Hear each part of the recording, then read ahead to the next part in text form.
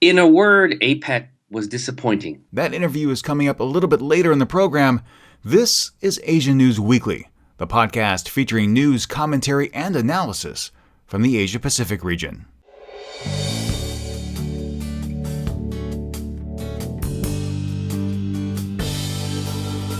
Leaders from around the globe descended on Asia. This week I speak with experts Curtis S. Chin and Jonathan Miller to help unpack the APEC and ASEAN summits.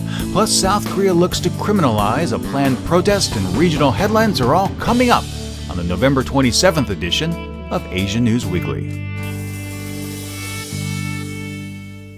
Hey there, everyone. It is Friday. Raise the roof and celebrate. Steve Miller here. Thank you so much for joining me, whether you're doing so on our website, asianewsweekly.net, or downloading the podcast through your favorite application. Now, before I get to this week's news stories, I have to give a special shout out. My wife, Joanne, it's her birthday today, and I like to say thank you, not only for marrying me, but for being one of the best things in my life. Well, I'm going to say it, the best thing in my life, and for being such an amazing person. You completed another lap around the sun, and I can't wait to go on this next year's journey with you. All right, with that being said, let's go ahead and get started with our first story, a recap of the ASEAN Plus 3 Summit.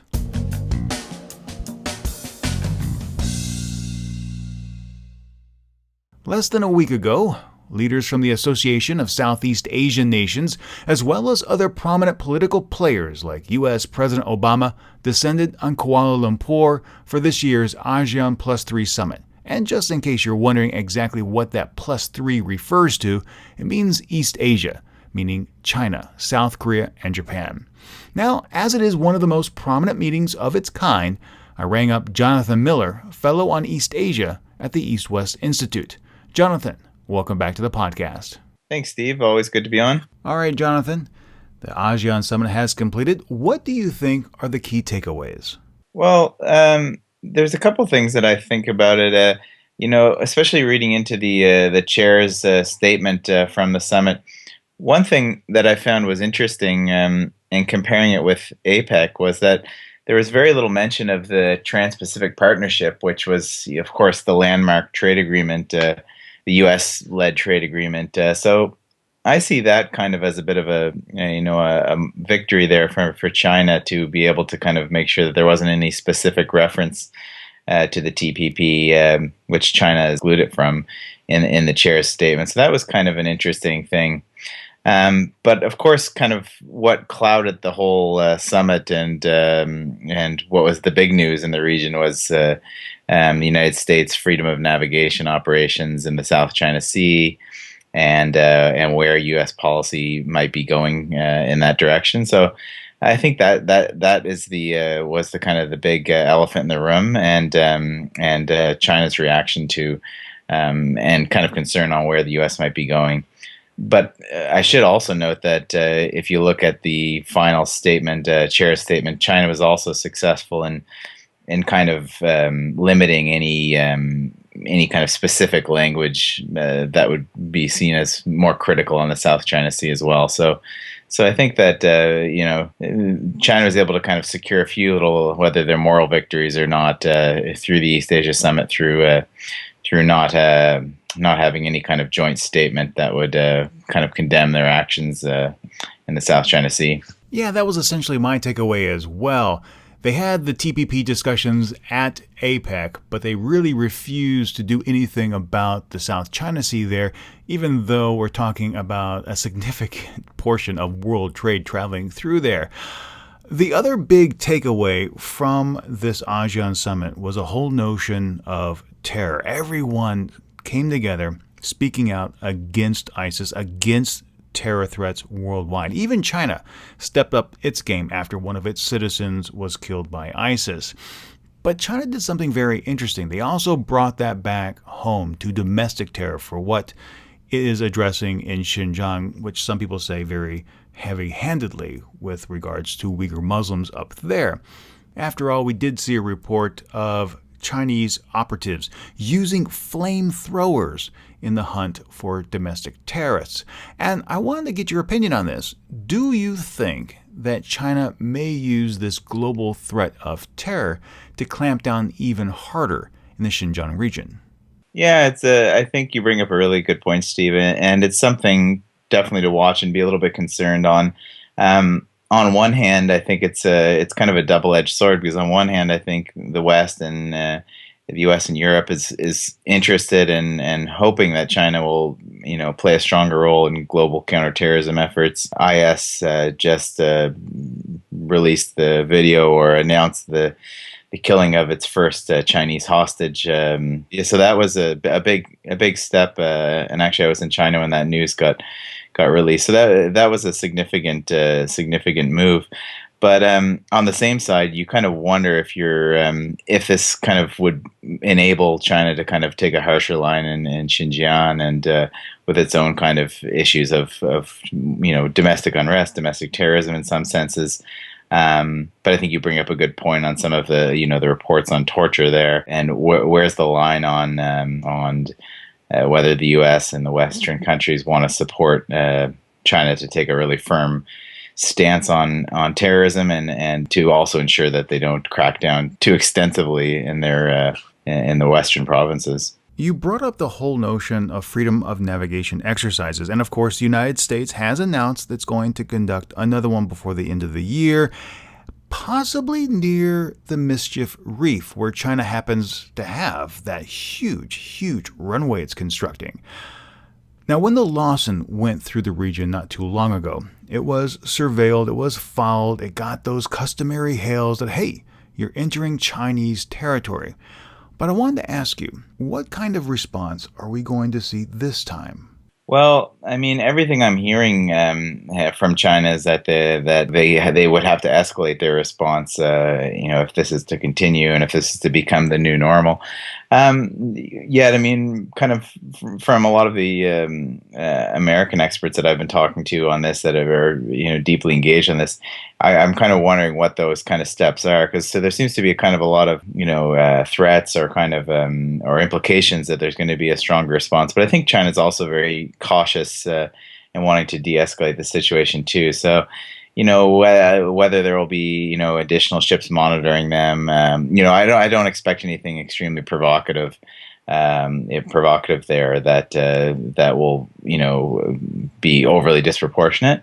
But domestically, China is going to have to respond to this if this is a continued new normal, and try to calibrate its response to both address its domestic audience and also ensure that they don't escalate it so the situation gets out of control. Following up on this line of thought, I mean, we see the rhetoric on both sides increasing. This is a freedom of navigation exercise. Everyone has a right to be here. China continues to say this is our territory. It's our sovereign space. We're going to essentially do what we want to do. We now have the Philippines making its arguments at the Hague Court with the Court of Arbitration against China as well. Where do you think we're going to be heading as we enter 2016? Well, I think, this is really, not to minimize the role of the other disputants, because that is central to this. But this is really going to be something that the U.S. and China have to really sit down and have to start recognizing each other's kind of whether they're red lines or thresholds on this. And I think there is already some work on this. I know that there's already joint dialogues and discussions between military leaders on both sides, trying to kind of, it's clear that they don't agree on it, but at least know each other's intentions and kind of where they stand, because I think that can kind of be key to kind of any crisis de-escalation or crisis management. So I think keeping those lines of communication open are going to be key, just to, as you said, to ensure that this doesn't just be a slippery slope that ends somewhere where neither side wants it to. Jonathan Miller over at the EastWest Institute, thank you again for coming on. Always a pleasure to have you here. Thank you, Steve. In just a few minutes, a look at the Comfort Woman resolution that could help boost ties between South Korea and Japan and the challenges it faces.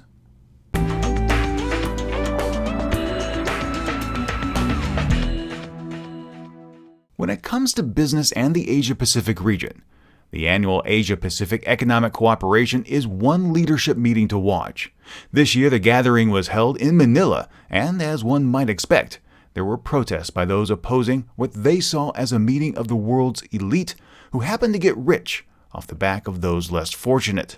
To help unpack the meeting and to get the key takeaways, I spoke with Curtis S. Chin, Asia Fellow at the Milken Institute, who happened to be in Manila for the APEC 2015 conference.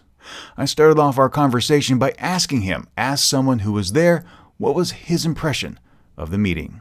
In a word, APEC was disappointing for me this year. Really? This was actually my first APEC meeting. I came to the CEO part of the APEC meeting. There was actually a formal meeting of the economic leaders. So, President Xi from China, President Obama from the United States. But from the business side, I was a little disappointed that the bigger issues, the so-called elephant in the room, was not raised. And that is the issue very much of China's increasing assertiveness in the South China Sea area.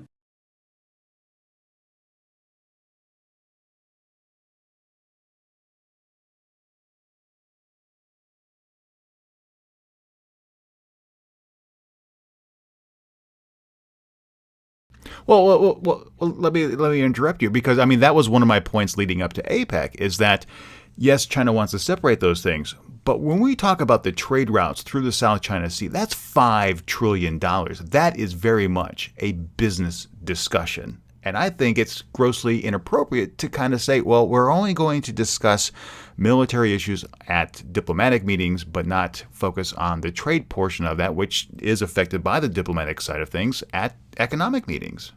Absolutely, I would agree with you, and I think that is one of the reasons I was a little bit disappointed in the business side of the APEC meetings, which was I was able to attend. In that meeting, for example, President Obama focused on climate change, and isn't that climate change isn't important because clearly it is, and perhaps he had a strategy to build momentum to this big meeting that's going to take place in Paris later this year about climate change. But it was a missed opportunity to reinforce that message that we're talking about right now, which is that the economics, the defense, diplomatic, military, it all fits together. At the end of the day, what lies at the heart of trade in Asia is freedom of navigation. And so it's a little bit, I don't want to say inappropriate, but it's a little bit, I'd say, not realistic to convey the message that, oh, that's military. We're just talking about trade and economics. So clearly the freedom of navigation in the South China Sea area is so vitally linked to whether it's business or defense, it's so vitally linked to how we need to move forward in this region, addressing all these issues. The reality with APEC, there's been a recent big East Asia summit, there's an ASEAN summit, this whole alphabet soup of summits in Asia. Sometimes the reality is that what really matters is what happens on the sidelines. And so while I may have been disappointed, my hope is that behind the scenes, working with allies, United States and other countries are pushing forward this message that we need a peaceful resolution to all these disputes in the South China Sea, or what the Philippines calls the West Philippine Seas, because trade will be dependent on freedom of navigation. Now, one of the things that did come out about this meeting, or from the meeting rather, was the whole notion of trade pacts. The TPP was discussed. When you were in your meetings, what was the scuttlebutt regarding TPP? It was very mixed. This Trans-Pacific Partnership, we must keep in mind, doesn't involve everyone. Right, it doesn't. APEC. For example, the APEC took place in the Philippines, not one of the parties to this Trans-Pacific Partnership trade deal. I sat next to members of the delegation from Indonesia. Indonesia's not in this TPP deal. Maybe each of these countries will want to at some point. That's really for each country to decide. But there was a feeling when I was talking to people about TPP is that it has to be viewed in the context, again, of the rise of China in the region. When the Chinese leader delivered his remarks to our APEC meeting, there wasn't any singling out of any one trade deal, but he sought to deliver a message that none of these trade deals should exclude others. And very clearly, right now at least, China is not party to the TPP. So when we talked about all these trade deals, it was seen very much in the context of China's rise. President Obama made the point that the TPP is also about who writes the rules for trade in the region. I think the United States has been very firm in its support for free trade. But again, how the U.S. defines free trade might not be how someone else defines free trade. But at least all these nations have come together to agree on the TPP. One of the big challenges for the TPP right now is for the countries that have signed on to actually go through the domestic processes to have the domestic approval. So, for example, in the United States, the U.S. Congress needs to approve the TPP deal.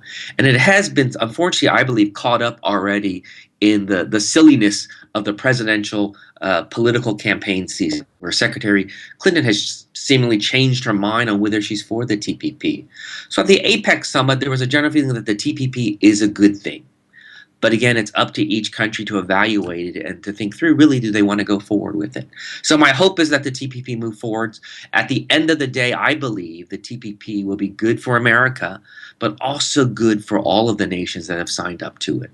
Another question I have, and I want to get your personal opinion about this, is as you have previously stated, not everyone is a part of the TPP. And during the actual TPP negotiations, it was actually conducted in a fair amount of secrecy. The terms of the deal weren't known. Now that the TPP has been finalized and nations are going through the approval process at their respective governments, all the details of the TPP are out there. And I wanted to get your opinion. What are people saying about them? I think each country is looking at the TPP, of course, through their own citizens, their own companies' eyes, and I think that's very appropriate. So actually, indeed, during the negotiation process, there was this criticism of secrecy and all. But the reality is that every trade deal does take place, like when you're doing a negotiation, in somewhat in secret to the degree that not everyone knows, said in the back rooms. But actually, right now, everyone in this world online and find the full text of the Trans-Pacific Partnership. I'm still wading my way through it. I mean, it's page after page. And so that's where, again, we look to others to provide some insights and analysis.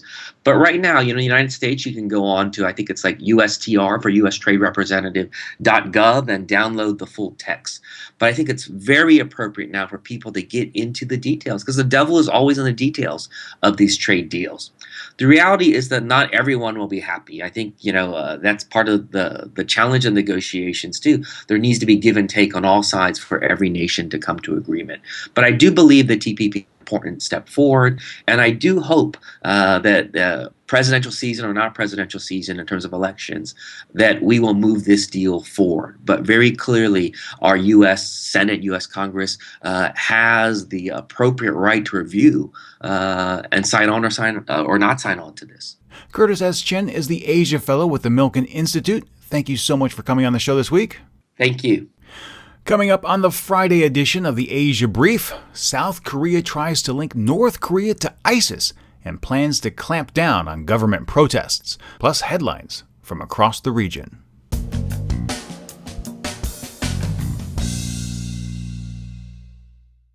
One of the big takeaways from the bilateral meeting between South Korean President Park Geun-hye and Japanese Prime Minister Shinzo Abe was a renewed effort to try and resolve the long-standing issue of the comfort women that has given rise to much of the frayed relations between the two countries. Park has made a push to resolve things by the end of the year, which seems overly optimistic given the political realities in both countries, especially with developments that came to light this past week. First, Yonhap News reported that right-wing Japanese activists were distributing books denying responsibility for sexual slavery during World War II to American scholars and experts as part of a campaign to water down the atrocity. The books, published by the Sankei Shimbun, were reportedly sent as early as last month abroad and state that there's no definitive evidence that the Japanese government forcefully mobilized Korean women to provide sex to its troops, that the women were employed by civilian businessmen, and that the United States is an enemy of Japan for using the term sex slave. Now keep in mind, these individuals form the ideological foundation of the base for the LDP support, the ruling majority of Japan's government. On a more positive note, however, Shinsaku Nohira, co-president of the All Solidarity Network for Resolution of the Comfort Woman issue, in a telephone interview with South Korea's Hankora newspaper said, quote, "Right now, both governments, South Korea and Japan, are being unreasonable in their attempts to find a solution. Now they're engaged in labeling, saying that a solution is impossible because of fundamentalists in civil society." End quote. The All Solidarity Network was formed back in Japan in 2007 as a way to find a resolution to this issue. When making a request to the Japanese government, the group pointed to a number of legal points to argue that a solution that is acceptable to the victims is eminently feasible. The group is calling for an admission of legal responsibility through de facto acknowledgement and compensation, as agreed upon at the 12th Asian Solidarity Conference in 2014. On acknowledging responsibility, the group notes the Japanese courts have already acknowledged that Korean victims were taken against their will through fraud and cajolery, and that in some cases they were taken away through violence. So therefore, it really boils down to a matter of offering compensation. Now that could be tricky, since the LDP continues to argue that compensation has been made in the form of the 1965 treaty, in which bilateral relations between South Korea and Japan were restored.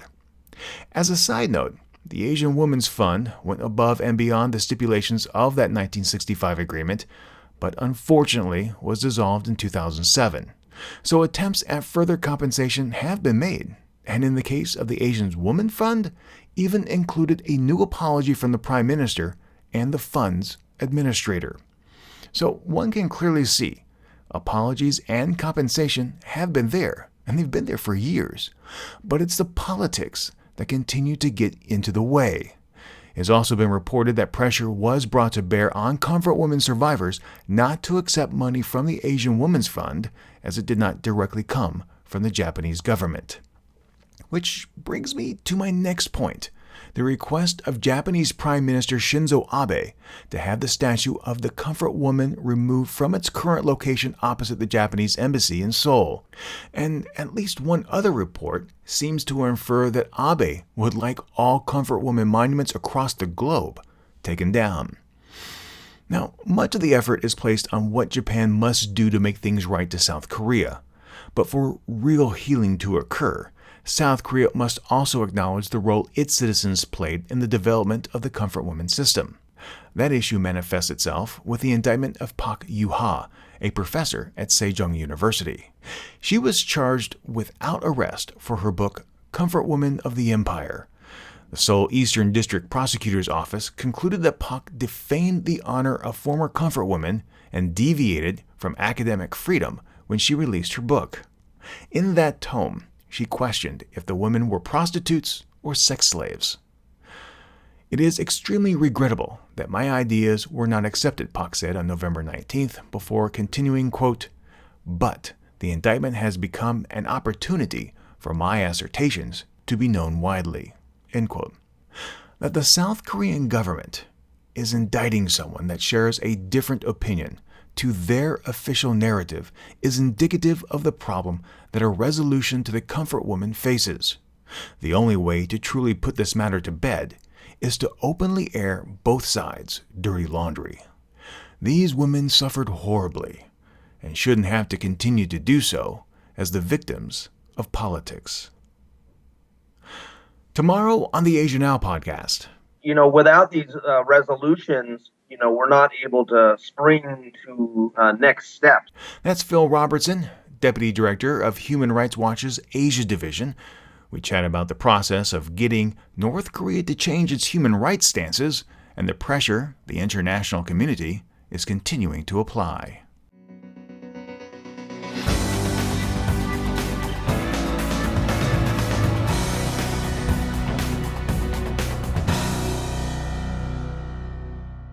South Korea is often held up as a prime example of how one nation, through hard work, can achieve greatness in a relatively short amount of period of time. Now, if you've only seen pictures of the current Seoul, with its neon glitz, its high fashion, and you haven't seen pictures of what Seoul looked like following the Korean War, pause the podcast, do an image search, It truly showcases what a remarkable recovery the nation has made. But that progress has not been without strife or controversy. Park Chung-hee, the current president's father, rose to power in 1961 after he led a military coup. He then recast the nation's constitution into a highly authoritarian document and ruled the country for 18 years before ultimately being assassinated by his own chief of security services. His rule to this day is controversial. In fact, if we go back to the 2012 presidential election, there was considerable discussions taking place about how to address the elder Park's rule when his daughter was running for office. She, of course, won, and her tenure in office has been filled with highly controversial decisions, policies, and scandals. We've had confirmation that the National Intelligence Service tried to sway public opinion leading up to the presidential vote in 2012. Her spokesman was sacked after a trip to New York when he called an intern up to his room and invited her inside wearing only his underwear. Then there's the whole debacle where she couldn't get a new prime minister approved following the Sewol ferry sinking. And of course, her providing support to the National Intelligence Service's data snooping and wiretapping plans, and of course, my personal favorite, pardoning corrupt CEOs who were in jail because of crimes like embezzlement.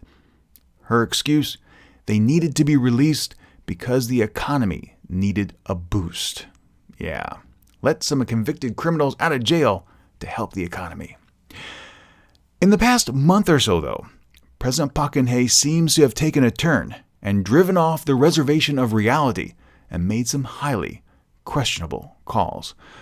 I, of course, am first speaking about her plan to put history books under control of the government. It's a move that absolutely no respectable academic approves of, even garnering this criticism from Human Rights Watch. Quote, by seeking to strictly control students' knowledge of history with government-controlled textbooks, the South Korean government is entering onto a path of propaganda and censorship that runs contrary to international human rights standards. End quote. But what really has the nation furious is how the president is using the deadly terrorist attacks in Paris to push her own authoritarian policies and attempt to link political opponents to ISIS. Now, to those keeping track of events in South Korea, you will remember that a massive protest occurred about 2 weeks ago on November 14th. By some reports, some 60,000 plus individuals from various labor camps and other groups assembled peacefully at separate locations throughout Seoul. They then convened en masse at City Hall with the intention to then march on the presidential residence. The police were ready for them and blocked off entire routes with police buses and thousands of officers. But then things got testy. Some protesters were itching for a fight and started throwing ladders and other objects at the young officers, many of whom are simply there, performing their 2-year compulsory terms of service. The truth of the matter is, some protesters were hoping to get a violent reaction from the young police officers. They simply wanted a fight.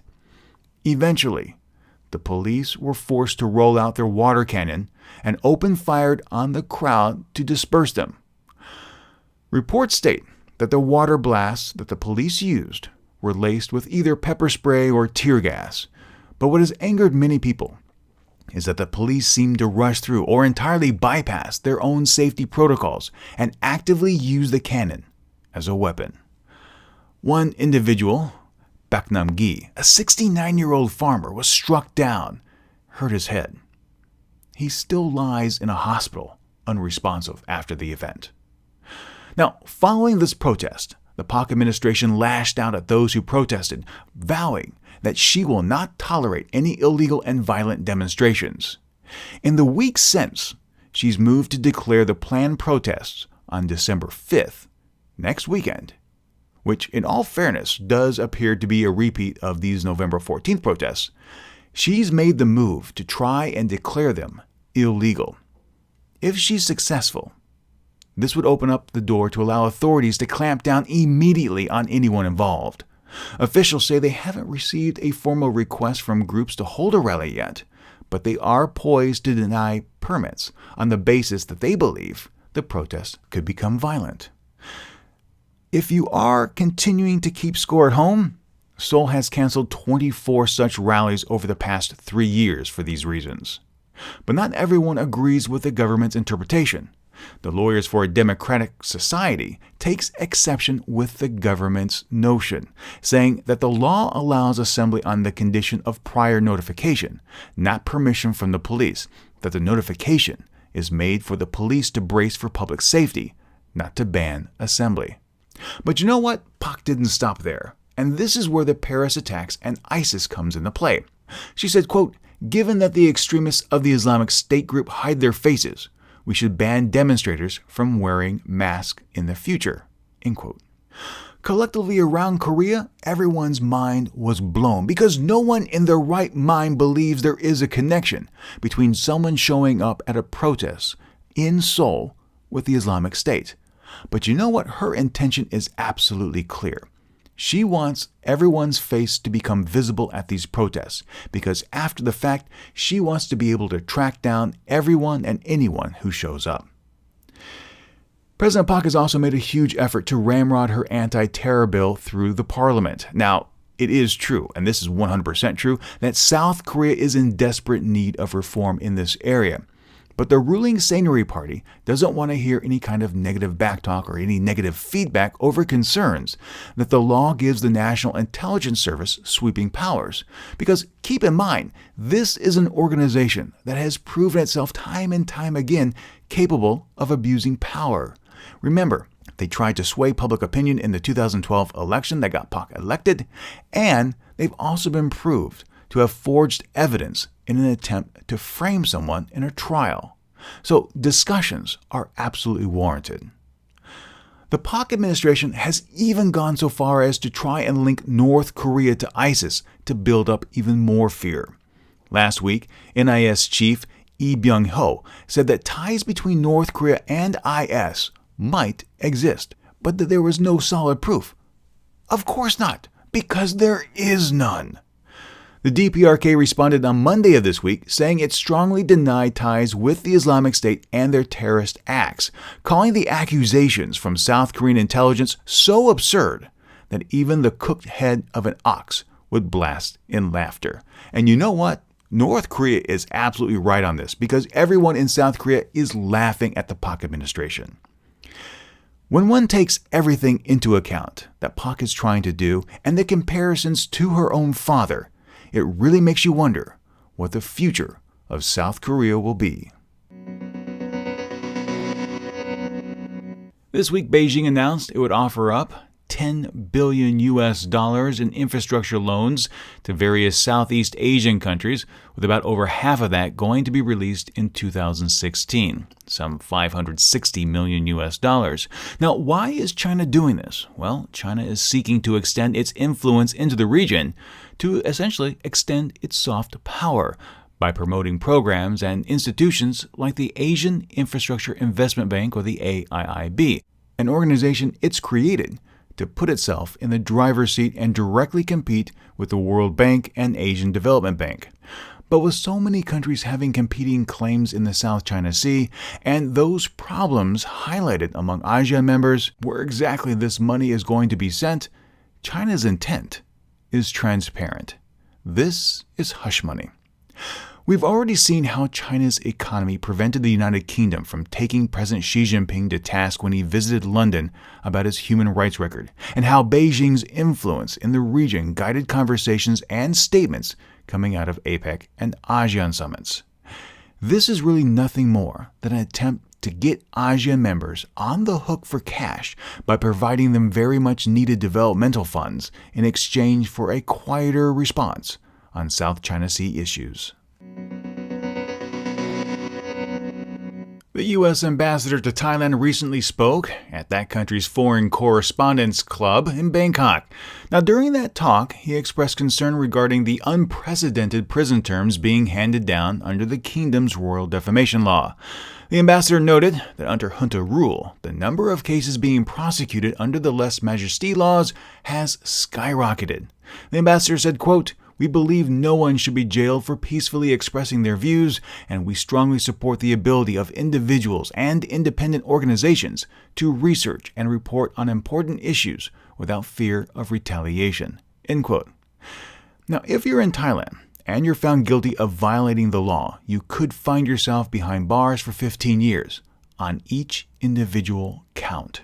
In August, the United Nations said it was appalled because of the record sentences handed down for two individuals, one measuring 30 years and the other 28 years, simply because these two individuals reportedly insulted the monarchy on Facebook. The law forces Thai media also to self-censor itself when reporting on royal issues out of fear, because anyone can lodge a complaint and then the police are duty-bound to investigate it. So it's easy to see how this law can be used to silence any form of opposition. And now to take a closer look at the region, here are some other stories to keep an eye on. First up, South Korean President Park Geun-hye, through her spokeswoman, said that her government is mobilizing all its diplomatic efforts to ensure that the North Koreans in China will not be forcibly repatriated to the north against their will, and that they can travel safely and swiftly to a country of their choice. Now, this appears to have only come after Human Rights Watch's Phil Robertson made a plea directed at the president, noting that if the group of North Koreans was sent back into the DPRK, which that group does include a child, they could find their way into a prison camp, facing torture, violence, and severe deprivation. Police in Myanmar have said that they have ended the search efforts to find missing bodies after a landslide has killed more than 100 people near a jade mine. More people are unfortunately still yet to have been recovered, and authorities are now offering about $550 to the families of those victims who have been identified. Police say they have detained two members of Bangladesh's largest religion-based party based on a suspicion that they are involved with the Islamic State. One individual, who goes by the moniker Jihadi John, is accused of spreading information on Facebook. The second person in custody is believed to be behind threatening text messages to several people on a so-called hit list that was released earlier this year. Authorities in Bangladesh have long denied that IS was operating within the boundaries of its country, even after a wave of attacks have made the news. But they have said that they are currently investigating the links between the Islamic State and these men. And finally, in Myanmar, 5 men have been jailed for publishing a calendar that publicizes the horrific plight of Rohingya Muslims. They were taken into custody over this past weekend, and the group pled guilty to a publishing law violation. They were then fined $800. Now, what exactly has the government up in arms? Well, this calendar apparently includes quotes from the 1950s and 1960s that claim Rohingyas are a definitive ethnic group, and that is something the current government doesn't recognize. And with that, the Asia Brief comes to a close. Remember, the Monday through Thursday edition of the Asia Brief is going on hiatus, but this Friday edition, the one that's included in Asia News Weekly, is still going to come your way each and every week.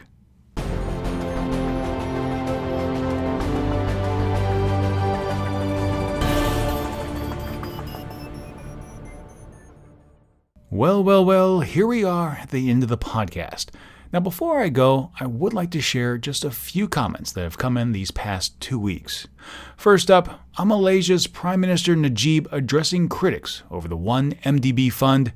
Jessica Daniels says that she hopes that the Prime Minister's statement didn't silence critics, as there is already too much corruption in the government. Zachary Marcus and Ju Jae-hyung had a great conversation about South Korea and Japan's handling of the comfort woman issue and what it may take to finally move past it. Red White Dude also chimed in, saying that the United States should tell Japan to knock off their antics or risk being perceived as a nation that condones Japan's stance. Catherine Spoor, on the fear that Tokyo forcing Okinawa to build a new U.S. base could spawn deadly protests, she had this to say: "You can only push people so far before they reach the breaking point. Okinawa has been pushed so far that they will snap again. Will it be deadly? I can't say. Will it be violent? Oh, without a doubt." Now, following the Paris attacks, the Seoul City Tourism Office posted an image of their controversial I Seoul You logo, transformed into a French flag, an image of someone praying, and Pray for Paris inserted into the middle. I question if the I Pray for Paris You image was in poor taste. Joaquin Menchaca said they are using the tragedy to promote Korea, which doesn't make sense. Maybe some indirect message the Koreans as a group have for compassion? I don't know. Robert Brooker on the TPP, which along with other trade items was heavily discussed at the APEC 2015 summit, had this to say: I would be on the side against the TPP, having mainly focused on the way the big pharma would be protected. This we would feel in Canada, and also the TISA, or the Internet Censorship part of the TPP, all in the name of protecting profits. And finally, Mr. Miller, this is Zachary in the United States, and I had a comment on the South China Sea dispute, with the Chinese recently coming out and saying that they will not stop building up their illegal islands. It's unfortunate, but it seems the only thing that can be done now is for the islands to be destroyed, whether that's the United States alone doing it, with the implied consent of the other island nations, or preferably a task force of the United States and at least 2 other ASEAN members to destroy the islands. It's the last thing that can be done to show resolve in the face of China's encroachments. I'd like to thank everyone who took a moment to send in comments these past few weeks. I truly do appreciate it. And you know what? If you have a thought or an opinion about any of the stories in this week's podcast or the stories I share via social media, please chime in and let me know. You can do so on Facebook. You can do so via Twitter. You can do so via email. And as Zachary did, you can also record yourself on your smartphone or at your computer and email in those audio comments.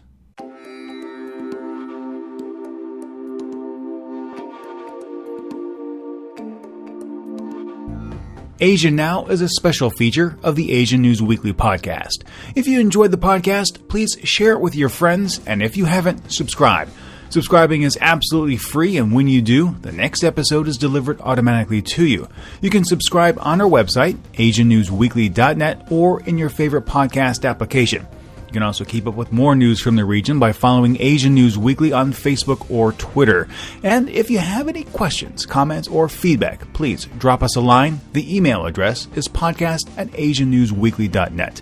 Thank you so much for joining us. Until next time, remember to be true to yourself and to always be awesome.